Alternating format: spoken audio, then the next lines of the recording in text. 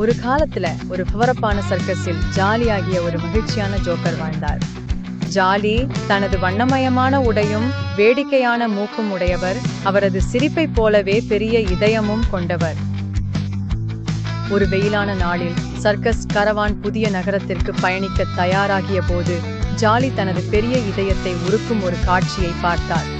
ஒரு சோகமான கண்கள் கொண்ட ஹைனா ஹேசல் ஒரு பழைய இரும்பு கூண்டில் அமர்ந்து பசுமை மேடுகள் மற்றும் திறந்த வானத்தை கனவு கண்டாள். எப்போதும் மகிழ்ச்சியை பரப்பும் ஜாலி ஹேசல் தனது மகிழ்ச்சியை கண்டுபிடிக்க உதவ முடிவு செய்தார். அந்த இரவிலேயே நிலா பிரகாசமாக ஒளிரும் போது அவர் அமைதியாக கூண்டின் கதவை திறந்தார். ஹேசல் மகிழ்ச்சியான சிரிப்புடன் காட்டுப்பகுதியில் காற்றை போல சுதந்திரமாக ஓடிச் சென்றாள். அடுத்த காலை சர்க்கஸ் மக்கள் ஹைனா காணாமல் போனதை கண்டுபிடித்ததும் குழப்பம் ஏற்பட்டது. ஜாலி பொய் சொல்ல முடியவில்லை. அவர் செய்ததை அவர்களுக்கு சொன்னார். அவர் நல்ல நோக்கத்துடன் செய்திருந்தாலும் அவரை ஒதுக்கிவிட்டு சர்க்கஸை விட்டு வெளியேறுமாறு கேட்டனர். ஜாலியின் மனது கனமாக இருந்தாலும் அவர் மகிழ்ச்சியாகவே இருந்தார். அவர் சர்க்கஸ் கூடாரங்களுக்கு கை அசைத்து விடை பெற்றார். தெருக்களில் அலைந்து திரிந்த ஜாலி ஒரு ஜொலிக்கும் நகை கடையில் வேலை பெற்றார்.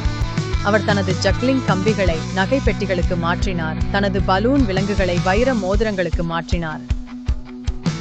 ஒரு அமைதியான பிற்பகலில் சில ஜொலிக்கும் ரத்தினங்களை தூளிழைக்கும் போது ஒரு நிழலான உருவம் கடையில் மெதுவாக நுழைந்தது. அது கண்கள் சுழலும் கைகள் சுருட்டும் ஒரு திருடன். வாடிக்கையாளர்கள் எல்லோரும் ஓடிவிட்டார்கள் மற்றும் விற்பனையாளர் கவுண்டருக்கு பின்னால் நடுங்கி மறைந்தார். ஆனால் ஜாலி மட்டும் அப்படி இல்லை. அவர் தனது கை சுழற்சியுடன் அருகில் இருந்த கயிற்றை வீசி சர்க்கஸ் கலைகளில் பயன்படுத்திய அதே கயிற்றை திருடனின் சுற்றிலும் சுற்றினார். திருடன் அதிர்ச்சியுடன் தடுமாறினார். அந்த மின்னல் வேக ஜோகரை எதிர்பார்க்கவில்லை.